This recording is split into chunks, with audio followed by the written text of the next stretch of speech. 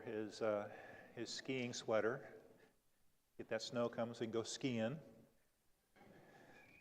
Yes, sir. All right, let's go ahead and we'll open in a word of prayer.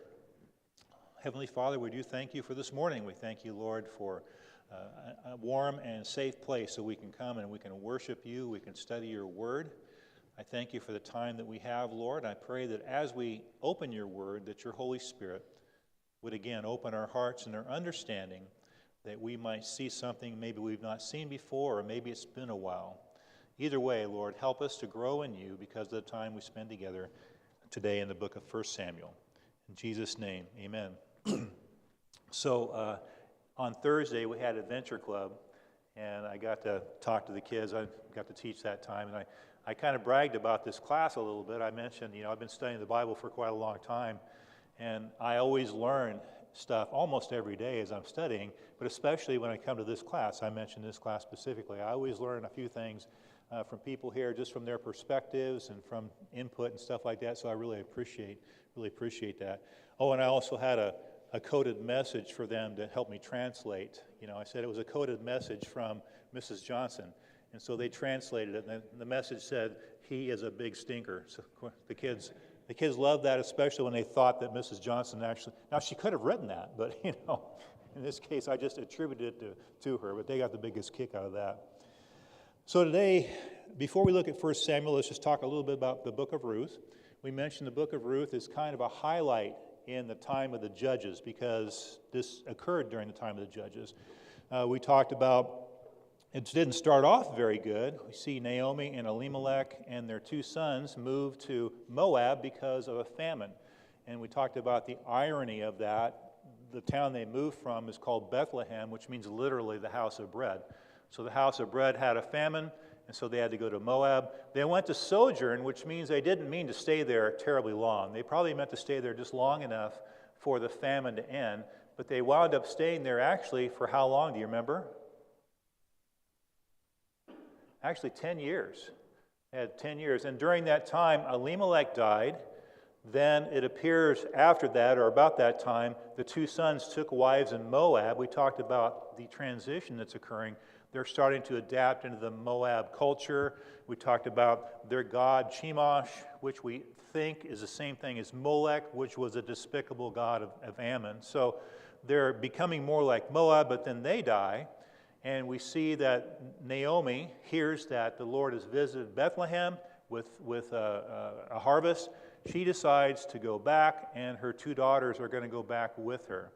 She talks to them. She persuades them, or at least persuades one, to not go with her. She's saying, I'm paraphrasing very much, there's nothing to offer to you there. I'm not going to have any more children.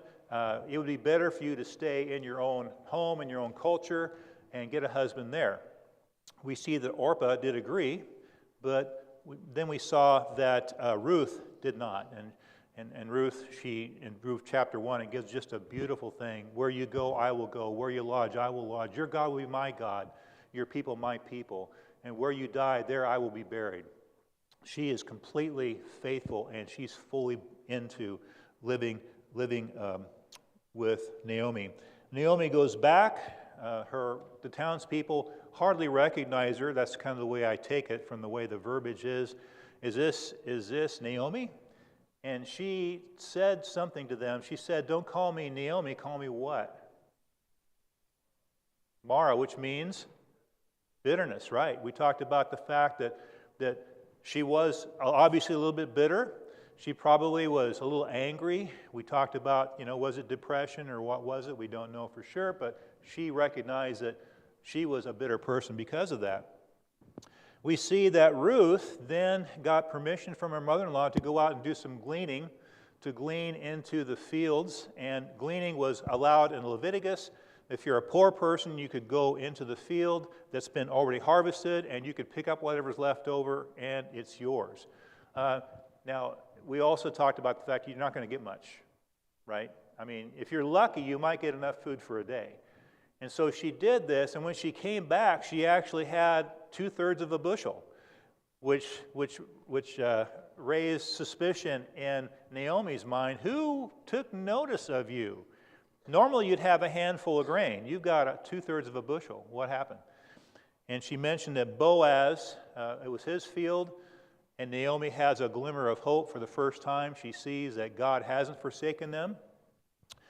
We see that as time went on, that Naomi kind of took things into her own hands. She suggested that Ruth go and meet Boaz in the middle of the night to wake him up by allowing him to wake up and to mention to him that he's a kinsman redeemer, and she's basically proposing to him, in essence.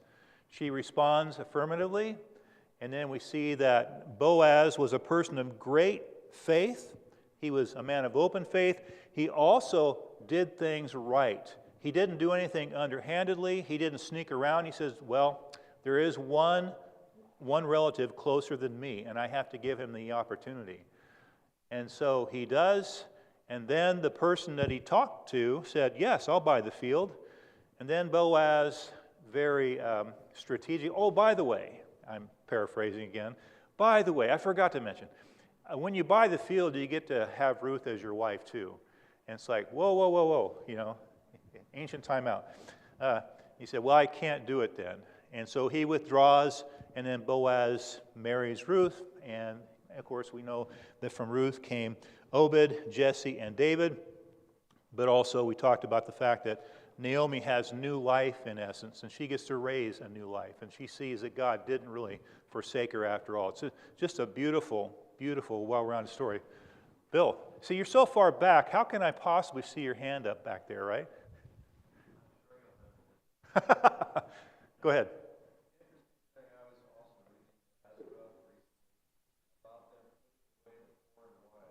Yes.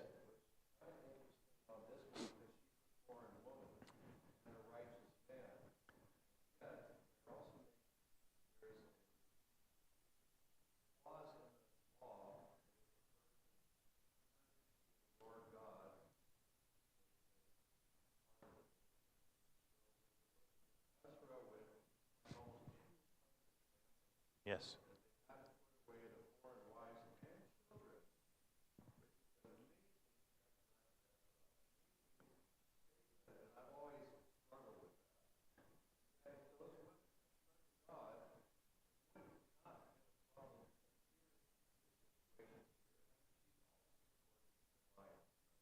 Right, exactly right. We mentioned that last week, talked about that she must have, well, she obviously converted. I mean, she did, in essence, when she was talking to Naomi. You know, she became Jewish, and so she was allowed in, and Boaz had no problem with marrying her. So that's good point. Anything else from Joe? Go ahead.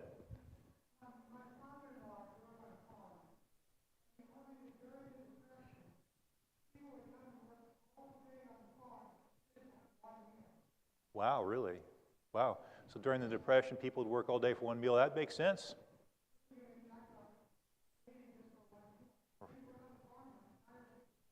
Right, and that gives them enough strength for the next day to work for another day, right? Pretty much, yeah. Good point. All right, so let's take a look at 1 Samuel. So originally, 1 and 2 Samuel were one book together in the Hebrew Bible and called the book of Samuel. It was divided into two books when the Septuagint translation was made. Now, we mention the Septuagint every now and then, and I kind of forget to mention what that is. The Septuagint is a Greek translation of the Hebrew Scriptures. It was believed to have been translated about 300 to 250 BC, and it was translated in the city of Alexandria, Egypt, where there was a huge population of Jews. It's called the Septuagint. The Septuagint means 70 because it's believed that 70 translators were involved in translating it. So that's where the Septuagint comes from. It's probably the Bible that Paul used. He would have been familiar with as a Greek Jew, as it were. So it was widely translated and widely dispersed. 1 Samuel records the transition from the time of the judges to the time of the monarchy.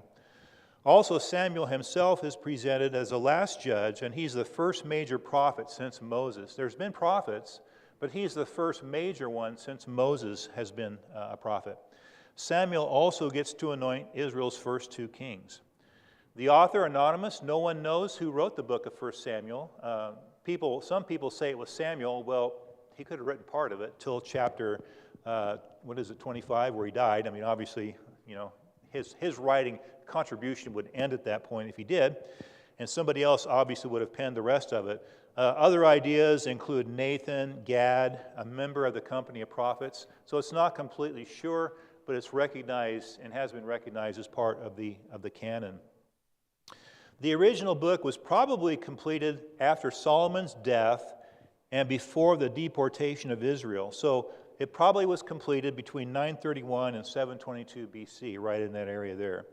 1 Samuel itself covers a period of 94 years between the birth of Samuel until the death of Saul.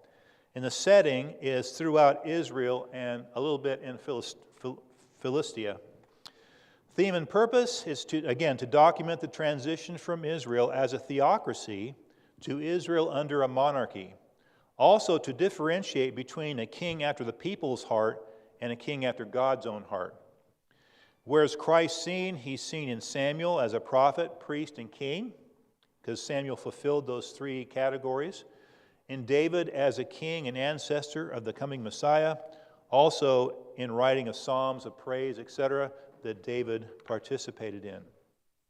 The outline, there's three major parts. Chapter 1 to 7 is the final judge, which is referring to Samuel. Chapters 8 to 15, the beginning of the monarchy. And from 16 on, we have what I'm going to call the clash of the kings, as it were. So if you haven't done so, go ahead and turn to 1 Samuel chapter 1.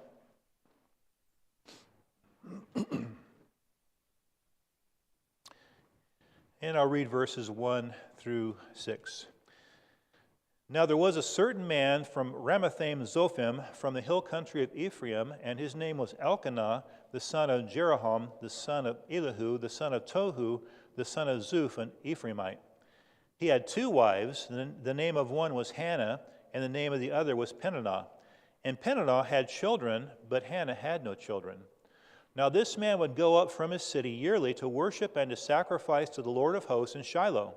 And the two sons of Eli, Hophni and Phinehas, were priests to the Lord there. When the day came that Elkanah sacrificed, he would give portions to Peninnah his wife, and to all her sons and her daughters. But to Hannah he would give a double portion, for he loved Hannah, but the Lord had closed her womb. Her rival, however, would provoke her bitterly to irritate her, because the Lord had closed her womb. So we see Hannah's grief here. Hannah is having a great deal of grief. She has no children, and back in that day, if you were a married woman and had no children, what was the inference? You're not blessed, right?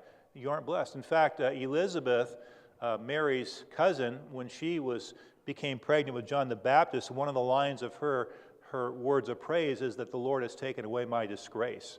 So they saw it as almost being a disgrace if you had no children. Go ahead, Bill.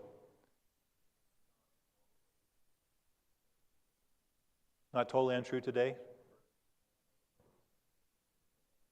Yeah, that's true. Sometimes people even today can feel like God is not pleased with them or something. Yeah, that's a good point. Good. But especially back in this day, it definitely was. Add to that you have a polygamous marriage in which the other woman has children and then she provokes you. Who knows what kind of provocation? It could have been just, pointing out the fact that, well, God is obviously pleased with me. I've got 3 or 4 children, and you've got, it's easy to see why Hannah would be grieved. Now, looking at this, what it says about Elkanah's family, what else does it say about his family? Because there is something interesting there, significant, in verse 3 in particular.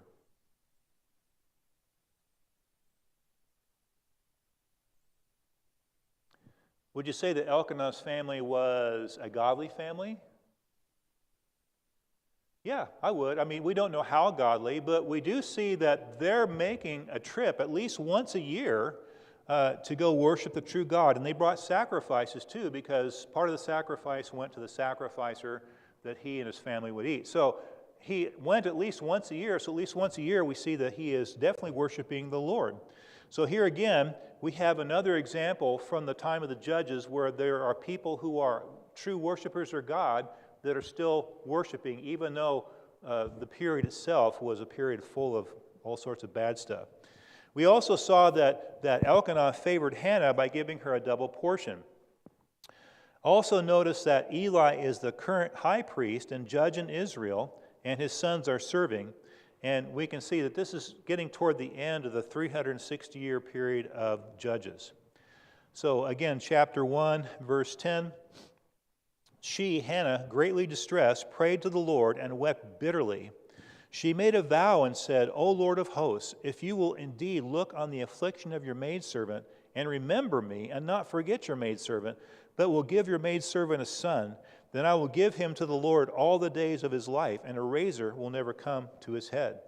So we see Hannah's vow as a sign of her desperation in prayer. She vows to dedicate the son to the Lord all his life. And when she says this, she doesn't just mean he's going to live at home and be dedicated to the Lord. She means literally she's going to bring him and give him to serve the Lord, which is exactly what she does. This is the vow that she takes. She also makes another part of the vow in verse 11. What's the second part of the vow about her son? Yeah, he's going to be a Nazirite. This is the definition of a Nazirite. A razor will never come to his head. So he's going to be a Nazirite as well as being dedicated to the Lord all his life. Can you think of another Nazirite who didn't exactly do it well?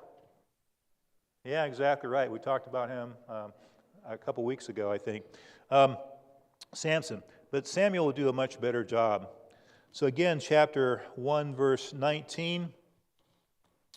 Then they, meaning Elkanah and his family, arose early in the morning and worshipped before the Lord and returned again to their house in Ramah. And Elkanah had relations with Hannah his wife, and the Lord remembered her. It came about in due time after Hannah had conceived that she gave birth to a son, and she named him Samuel, saying, because I've asked him of the Lord. So imagine the joy that she has in this. I mean, she's finally has a child. In verse 27, I was going to mention too, Hannah reveals, in this section, she reveals to Elkanah, by the way, I dedicated this child to the Lord, and he understands that she's going to take him to the temple. Now, as a wife makes a vow, and I believe it's Numbers, it says that if the husband hears, and he can annul the vow. So he could have said, no, we're not doing that, and the vow would have been annulled. But he didn't do that. So in other words, he let the vow stand just exactly as it was. In verse 27, we see that she actually brings Samuel to Eli, and she says in verse 27, presenting him, for this boy I prayed, and the Lord has given me my petition which I've asked of him. So I also dedicated him to the Lord. As long as he lives, he is dedicated to the Lord, and he worshiped the Lord there. So she fulfills her vow. She brings him there. Now imagine, it's your only son. You've wanted a son for a long, long time. Here he is, and you're going to give him away, in essence, right? Now it says later that she came once a year, and she'd always bring a coat for him or clothing for him. But this is a big deal. She took her vow seriously. She followed through, and that had to be major, major tough. Bill? Kind of weird for Eli? Yeah. That's a good point.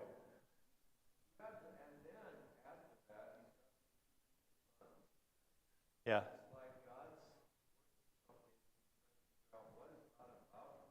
Right. That's a good point. I hadn't really looked at it from his perspective. I just would gloss over. That's a good point. Oh, well, great. I get to raise another child, right? Good point. So in fact, we're going to take a look at Eli's sons in chapter 2, verse 12. Now the sons of Eli were worthless men. They did not know the Lord, and the custom of the priests with the people. When any man was offering a sacrifice, the priest's servant would come while the meat was boiling, and with a three-pronged fork in his hand, etc., he'd thrust it in the kettle. In other words, they're not following what the law says they're supposed to do. They're pushing their weight around.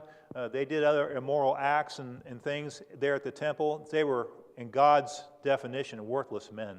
They were not doing exactly what they should do. Now, here's a question for you. If you are a worshiper and you're coming to serve the Lord and these priests are acting like this, what kind of impact is that going to have on you as a worshiper? For example, you walk through the door and the elders give you a shakedown, right? I mean, how is that going to affect you? I mean, we say we're going to another church, right? But there was no other church. It was the temple. So if you're going to worship the temple, you're going to have to kind of put up with it a little bit, right? But you could see how it could dampen the common people from not wanting to be a part of it. Go ahead, Steve.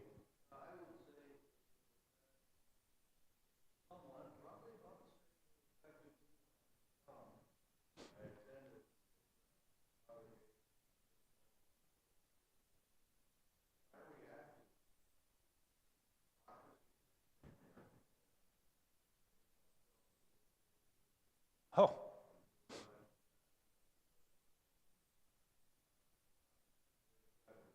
yes.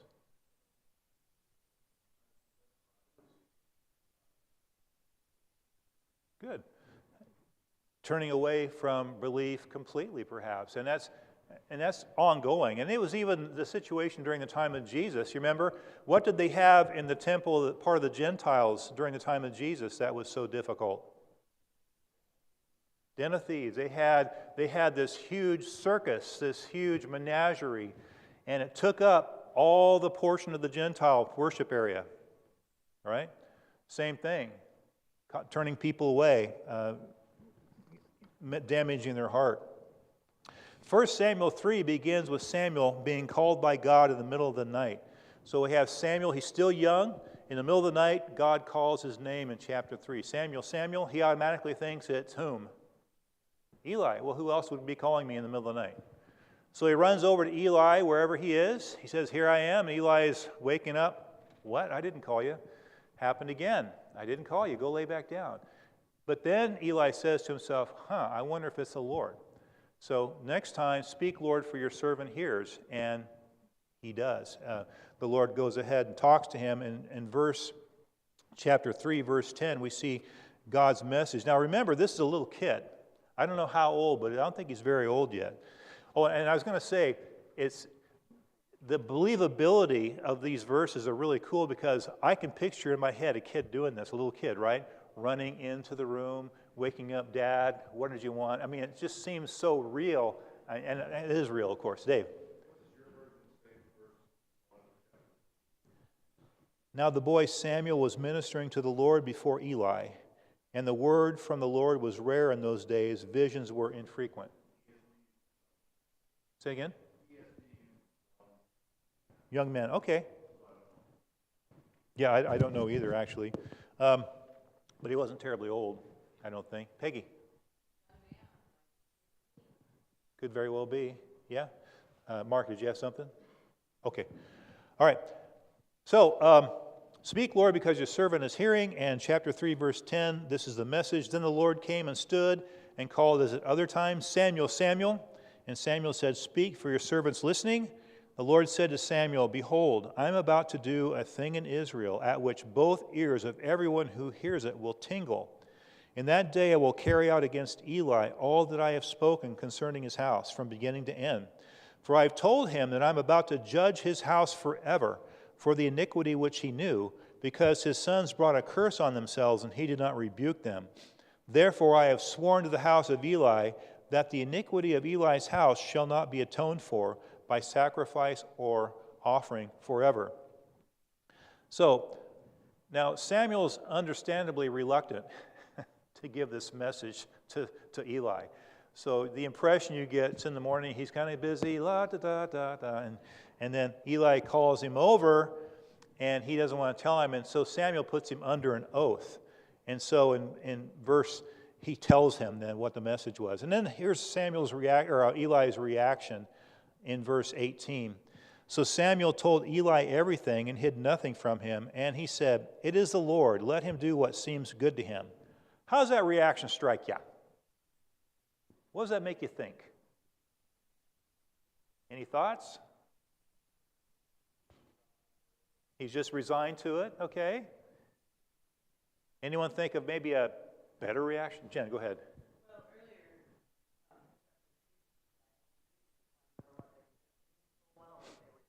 Yes.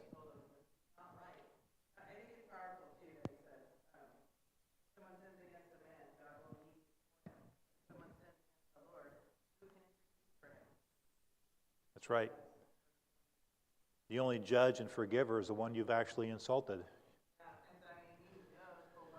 Yes, he does. He does. But at the same time, I would like to see a different reaction. Like, I don't know, falling on my face, crying, weeping, asking for forgiveness. I mean, maybe I can't get forgiveness, but still. Steve.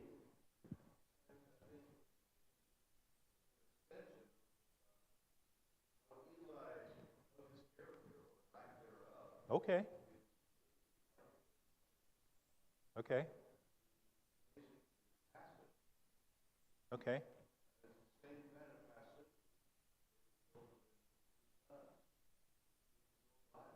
Okay. That's an excellent point.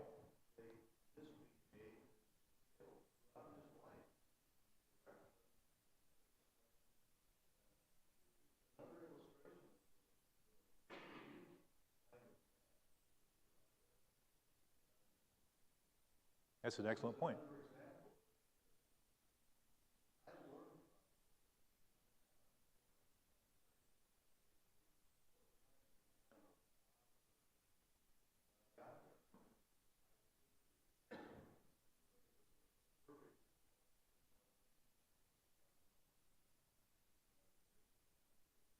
Okay. Passivity. That's an excellent point. Good. He resigns himself to it, perhaps. I would like to see him a little more demonstrative, but he didn't. So, chapter 4 and verse 1.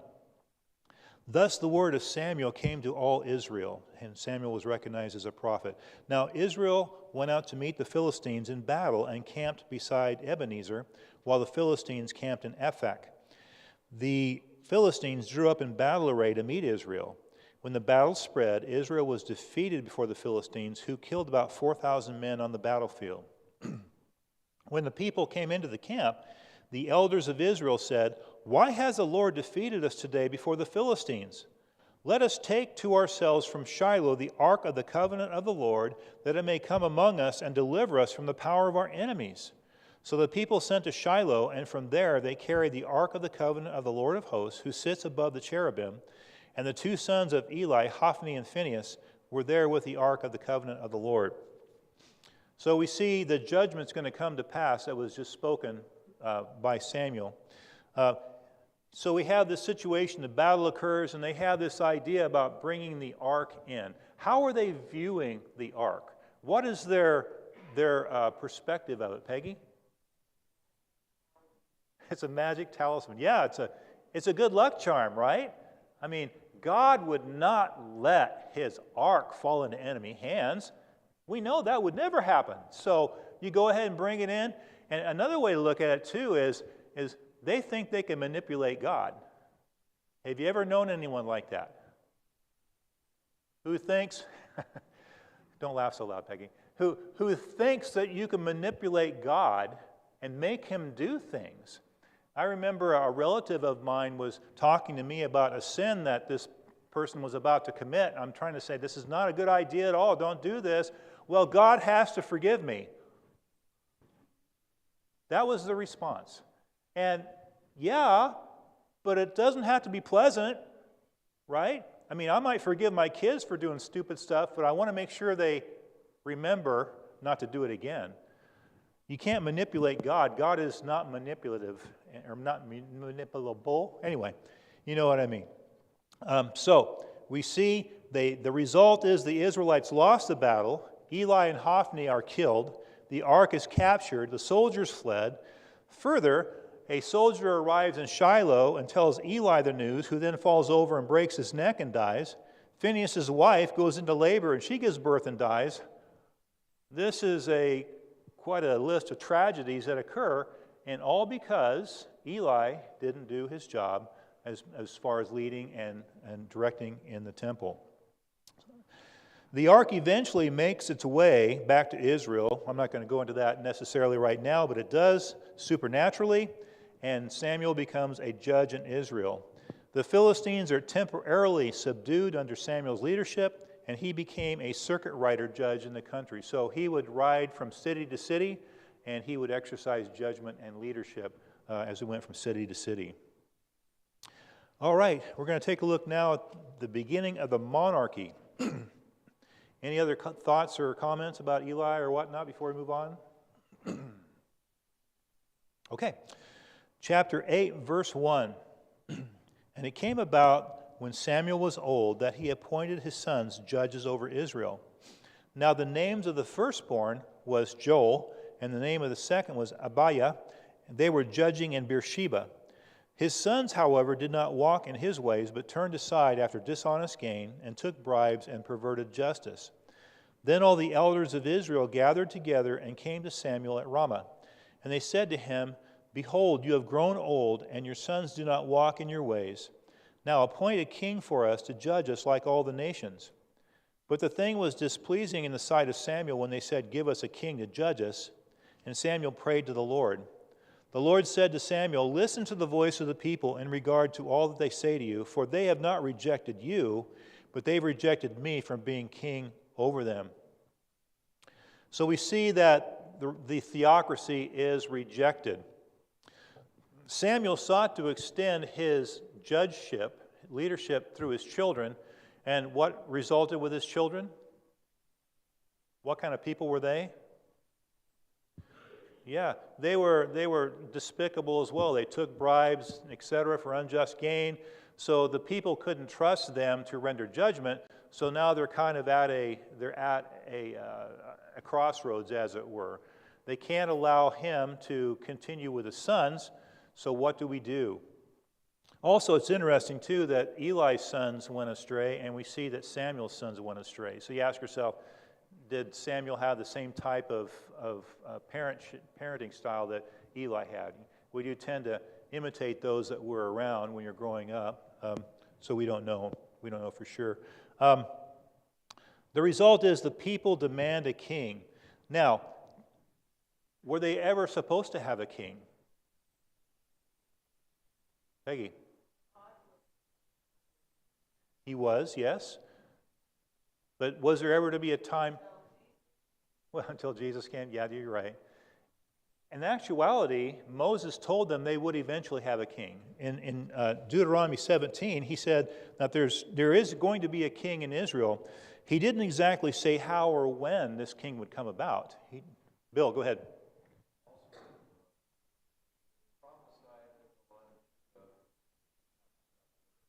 Yes. Yes, it does. Yes. Right. But there again, he didn't say how or when, so it would have been nice, but that wasn't the case. Now, here's something too. Look at the way they approached him. They say to him, You're old, your sons don't walk in your ways. Now appoint a king for us to judge us like all the nations. How does that strike you as far as they're talking to Samuel about this issue? Jen?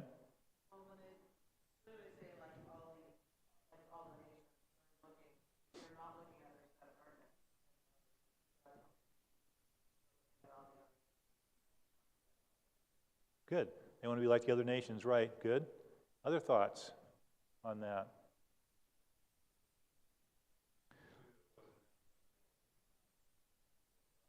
Right. There wasn't anyone specific yet who would pick up a judgeship. Good. Here's a thought. How about if you ask? They didn't ask, right?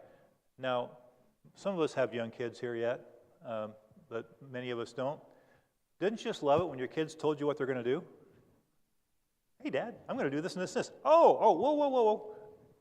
Are you sure I want you to do that? I mean, typically, we want to ask before we do these things. Don't just assume that's what I want, because assumption quite often winds up getting them in trouble, right?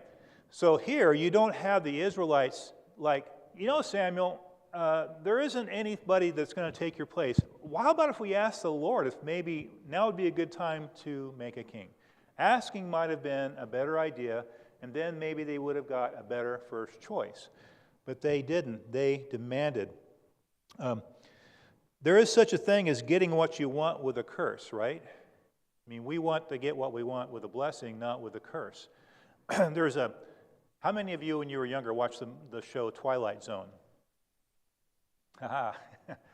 What kind of people are you? No kidding. No, I remember this one episode I watched, and there's this, Burgess Meredith was the actor, and he has really thick Coke bottle glasses, and all he wants to do is read. I mean, maybe you remember this episode. But his wife gets upset with him because all he wants to do is read. His employer is upset with him because he just reads, And he's at the library, and a nuclear war happens, and everybody's dead but him. And he's like, oh, at last. He's got a library full of books that he's going to be able to read for the rest of his life. I identify with that man a little bit, right? And then all of a sudden, he takes a step toward the books. His glasses fall off, and he steps on them. He looks in the camera. It's not fair. It's just not fair. He got what he wanted with a curse, not with a blessing, right? He's not going to be able to read all those books forever and ever. The Lord's more creative, of course. Now, I think that because of the way they approach this thing, I think God gives them a king, but he gives them a man after their own heart. He gives them a man just like them, and they get to see what that looks like. So turn to chapter 9 there, and we'll read a couple verses here. Now there was a man of Benjamin whose name was Kish, the son of Abiel, the son of Zeror, the son of Bechorath, the son of Aphiah, the son of a Benjamite, a mighty man of valor. He had a son whose name was Saul, a choice and handsome man, and there was not a more handsome person than he among the sons of Israel. From his shoulders up, he was taller than any of the people. Now the donkeys of Kish, Saul's father, were lost. So Kish said to his son Saul, take now with you one of the servants, and arise, go search for the donkeys. So we're seeing God orchestrating. God has selected Saul's going to be the king, and he sets about orchestration, fingerprints as it were, to get Saul where he needed Saul to be. It's interesting. God has no limitations, but he's very creative on how he chooses to do things. He gets things moving for Saul to be anointed king. In chapter 9, verse 20, we see that he talks to Samuel, who tells him, well, the donkeys have been found, but then he says something really strange to Saul. Chapter 9, verse 20. As for your donkeys which were lost 3 days ago, do not set your mind on them, for they have been found. And for whom is all that is desirable in Israel? Is it not for you and for all your father's household?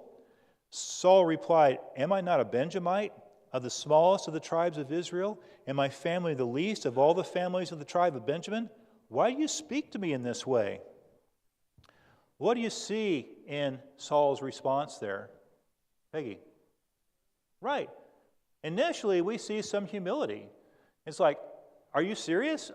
I'm from the smallest tribe in the whole nation, and my family's not that great either. Who in the world am I? So it's a good start. It's a positive sign. You want humble rulers. Well, chapter 10, verse 9, we see an anointing. We see that before Saul went back home, that Samuel anoints Saul.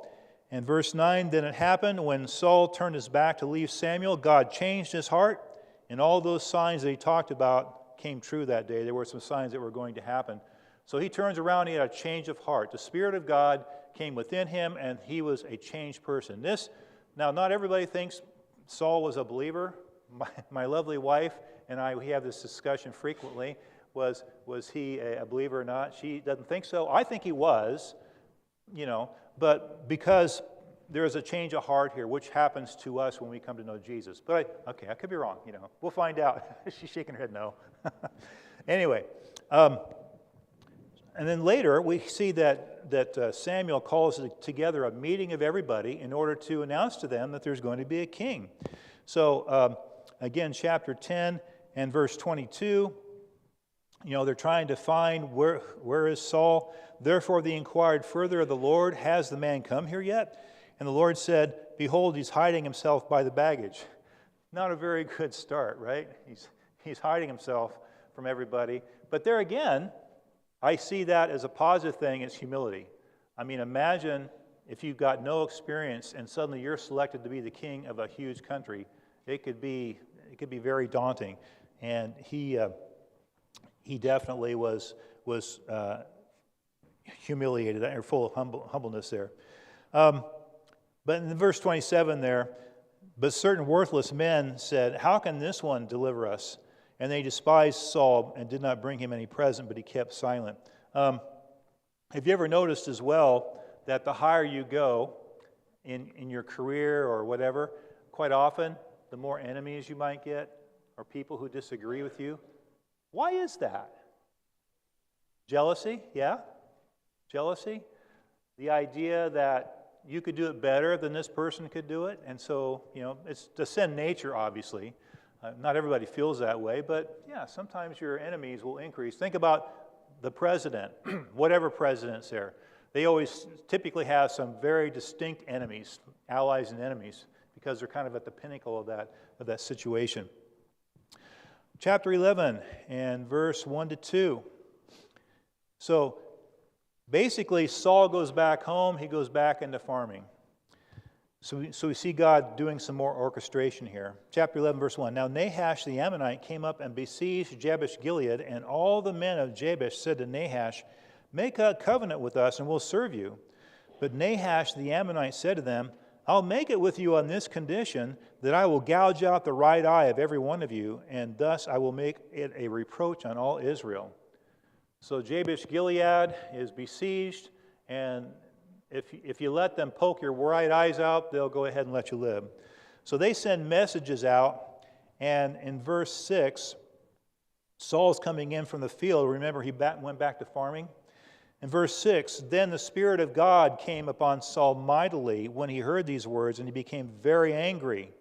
He took a yoke of oxen and cut them in pieces and sent them throughout the territory of Israel by the hand of messengers, saying, whoever does not come out after Saul and after Samuel, so shall it be done to his oxen. Then the dread of the Lord fell on the people, and they came out as one man. So God orchestrates this event where distinct leadership is necessary, and Saul becomes that leader. He calls for everybody to gather around, and he goes ahead and he's going to be the leader. It turns out that he wins, and in verse 14 and 15, we see that Samuel is reaffirming the kingship, that Saul is going to be king. Now the people are believing because they've seen him actually act under battle, and they do agree. But we don't know, we know that Saul reigned for 40 years, so we don't know, like a couple of these stories, where in his the timeline occurred. But I'm taking it that there's a couple of episodes that occur probably 10 or 15 years. That's just kind of my speculation there. This is one of those times in chapter 13. We see what I call troubling signs appear. A war is looming with the Philistines. They assemble in great numbers, and Samuel is to appear to offer an offering. He says he'd be there in 7 days. Chapter 13, verse 8.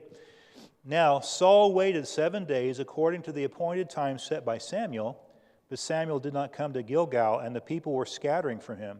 So Saul said, bring to me the burnt offering and the peace offerings. And he offered the burnt offering. As soon as he finished offering the burnt offering, behold, Samuel came, and Saul went out to meet him and to greet him. But Samuel said, what have you done? And Saul said, because I saw that the people were scattering from me, and that you did not come within the appointed time, and that the Philistines were assembling at Michmash, therefore I said, on and on, I'm going to go ahead and offer the offering. Okay? So, I called this in your notes the sin of presumption. Another idea would be pragmatism. What do you see Saul, why did Saul do what he did? Why did he do that? He's not of the tribe of Levi. He hasn't been adopted like Samuel isn't the tribe of Levi either, but he was adopted into the tribe. Peggy.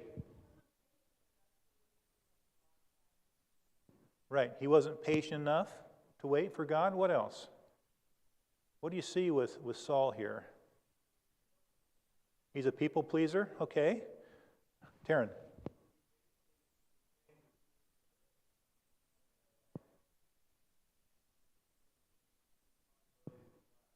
Okay.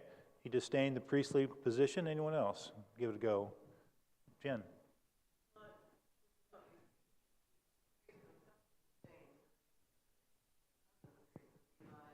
True.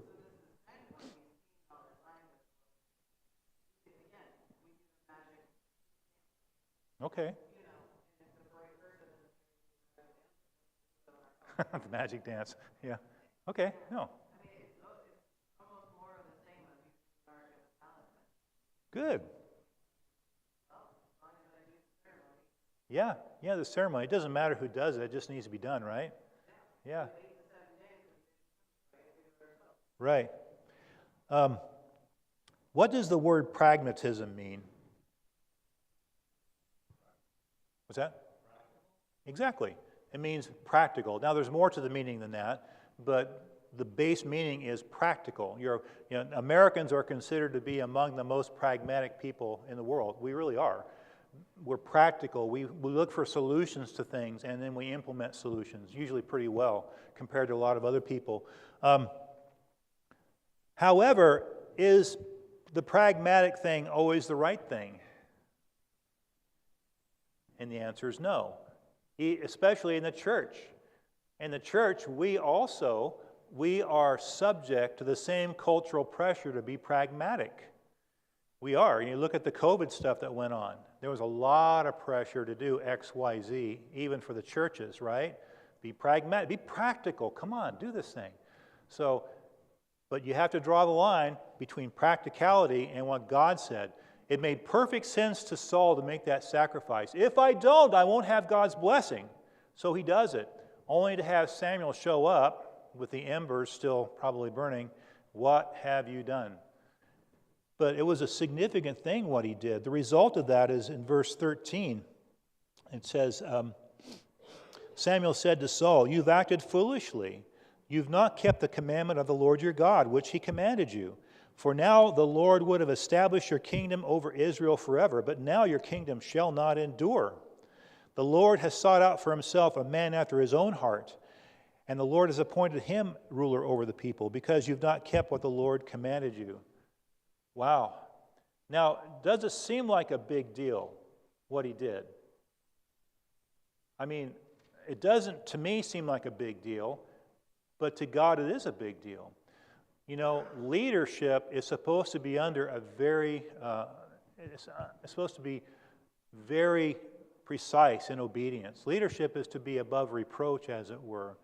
And so, even though it may not seem like that big of a thing, any more than Moses hitting the rock twice instead of talking to it, that doesn't seem like a terribly big deal. But leadership is held to a very high standard. And this was enough for Samuel to say, "Saul, your time is done." We in the church need to be mindful of disobedience and practicality, pragmatism, that is, as well. Chapter 15, we see one more episode in Saul's life. Samuel's talking to Saul, verse 3, "Now go and strike Amalek and utterly destroy all that he has, and do not spare him, but put to death both man and woman, child and infant, ox and sheep, camel and donkey."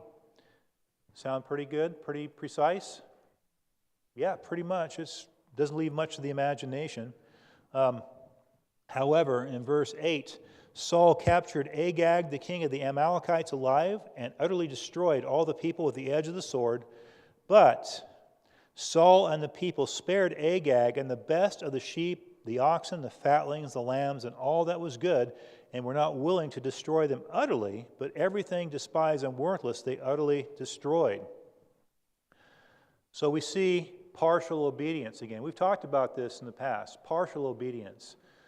Partial obedience is disobedience. And so when Saul did this, he was being disobedient. He tried to justify it, but I saved the best for the Lord. And one of the things Samuel says is, does the Lord desire sacrifice or obedience? And the answer is obedience. The reason we do sacrifices is because we disobeyed. So if we're obedient, we don't have to do sacrifices, as it were. But again, this is another reason why God is going to remove Saul from leadership, because of partial obedience. Okay, let's go over to chapter 16, verse 1, and we're going to talk about the clash of the kings, as it were. 16:1. Now the Lord said to Samuel, "How long will you grieve over Saul, since I've rejected him from being king over Israel? Fill your horn with oil and go. I will send you to Jesse the Bethlehemite, for I have selected a king for him for myself among his sons." Is there a problem here? Houston, do we have a problem? Dave? We already got a king. What are you talking about, right? So God gives Samuel a cover story in verses 2 and 3. Now, what he did was true. It still happened, but okay, we're going here to do a sacrifice, but also to anoint a king. So we already have a king after the people's heart. God is looking for a king after his own heart. In verse 12 of chapter 16, we see that David's anointed. Jesse sent and brought David in. Now he was ruddy with beautiful eyes and a handsome appearance. He said, "Arise, anoint him, for this is he." And Samuel took the horn of oil and anointed him in the midst of his brothers. And the Spirit of the Lord came mightily upon David from that day forward. And Samuel arose and went to Ramah. So we have David is anointed. Now there's going to be a lot of difficulties to come, because David goes back to watch over the sheep. That's what he does. It's kind of like when Saul was anointed, he goes back to the farm. David's anointed, he goes out to watch the sheep. So you have to ask yourself, how is the Lord going to orchestrate things in order to bring David there? Well, first of all, we know that Saul suffered from insanity, as it were, bouts of insanity from an evil spirit. And so his men said, we got this guy. His name is David. He plays a Gibson harp. He's really, really good. 6-string Gibson harp, you know. And so he'd bring him in, and when Saul had a tirade, then David would play, and he would be calm. So David brings him into court. And then we have the situation with Goliath, where David is brought even more to the forefront. And God continues to exalt him over and over. And there's bound to be a problem, and there was. In chapter 18, David is a commander within the armies of Saul, and he goes out to battle. Chapter 18, verse 9. So David went out wherever Saul sent him and prospered. And Saul set him over the men of war, and it was pleasing in the sight of all the people and also in the sight of Saul's servants. It happened as they were coming, when David returned from killing the Philistine, that the women came out of the cities of Israel, singing and dancing to meet Saul with tambourines, with joy, and with musical instruments. The women sang as they played and said, "Saul has slain his thousands, and David his 10,000s." And Saul says, What? What are they saying? So we see that Saul has an issue with jealousy now. He's looking at David. He goes, okay. He's already been told twice the Lord is going to remove the kingdom from him. And now he's thinking, maybe this is the one, and maybe I need to do something about it. So we see that Saul, one of the things he does in the following verses is he throws his spear to pin David to the wall when he's playing his musical instrument. And this is the first of 5 times. There's 5 attempts on David's life by Saul. Now imagine that. 5 attempts, and he's being chased by Saul all over the country, and a time or two is like a shoestring between David and being captured and killed. That's how close it was. Yet the Lord delivered him each time, but even so. And then verse 24, we see David's character by comparison. In chapter 24, verse 1, now when Saul returned from pursuing the Philistines, he was told, saying, "Behold, David is in the wilderness of En-Gedi." Then Saul took 3,000 chosen men from all Israel and went to seek David and his men in front of the rocks of the wild goats. He came to the sheepfolds on the way, where there was a cave, and Saul went in to relieve himself. Now David and his men were sitting in the inner recesses of the cave. The men of David said to him, "Behold, This is the day of which the Lord told you. Behold, I'm about to give your enemy into your hand, and you shall do to him as it seems good to you. They wanted, obviously, to kill him. Then David arose and cut off the edge of Saul's robe secretly. He goes out, and David shouts, "My Lord the king." He bows before Saul. He says, "Why have you allowed people to persuade you to pursue me?" And he holds up the piece of his robe that he cut off. And this pierces Saul's conscience. He repents at that moment. He says, at one point, "Surely you're going to be king." So Saul knows he's going to be the one. And David does this a second time. He again spares Saul's life when he could have put him to death. So you compare the two characters. Like I said, you have Saul, a man after the people's own heart, full of jealousy, rage, insanity, etc. And you have David, a man after God's own heart, who, when he has an opportunity to render recompense against his enemy, he chooses not to. Really quite the contrast. Toward the end of Saul's life, he consults a medium who successfully calls up Samuel to his regret. Right? The medium is able to call up Samuel, who pronounces on him a curse, which does occur, and we'll go to chapter 31.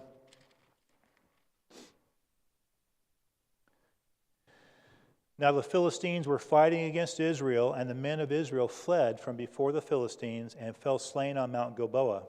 The Philistines overtook Saul and his sons, and the Philistines killed Jonathan, Abinadab, and Malchishua, the sons of Saul. And if we continue on, we see that Saul fell on his own sword and put himself to death. So Saul and his sons die in battle. 1 Samuel, looking at 1 Samuel, what are some things that you see for application or things that really stand out? Joe? Don't mess with God? Good point. Mark? God commands complete obedience. Good. Peggy?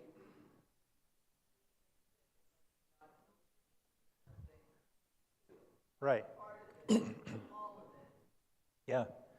And also, when God tells you to do something, that doesn't mean it's negotiation time. Right? Jen?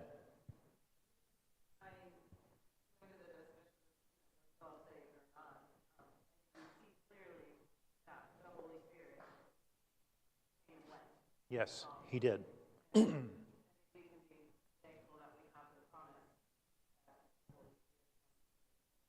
Exactly, because he would have left a few times for me, for sure. Yeah. Taryn?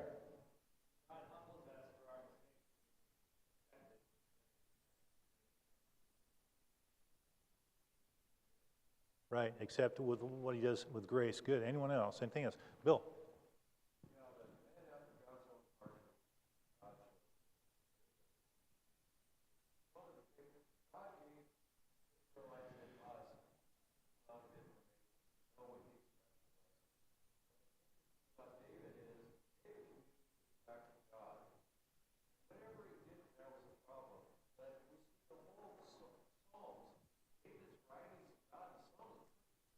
Yes.